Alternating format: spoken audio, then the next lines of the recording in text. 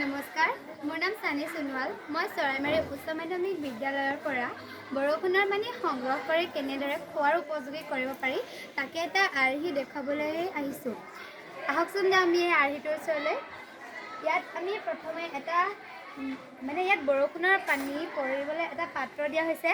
এই পাত্ৰৰ পৰা পানী গৈ এটা পাত্ৰত পৰিব, য'ত বালিত শিল থাকিব, কাৰণ শিলে আমাৰ যোনবোৰ ডাঙৰ ডাঙৰ পাত ডাঙৰ ডাঙৰ ঔষধিবোৰ আঁতৰোৱাত সহায় কৰে।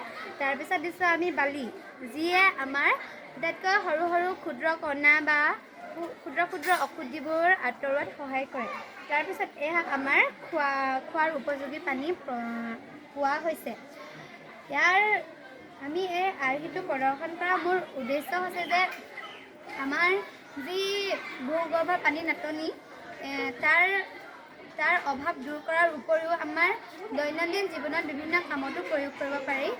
সেয়েহে আমি সকলোকে আহ্বান জনাইছোঁ যে বৰষুণৰ পানী অবাবত নষ্ট নকৰি খোৱাৰ উপযোগী কৰিবলৈ আহ্বান জনাইছোঁ। ধন্যবাদ।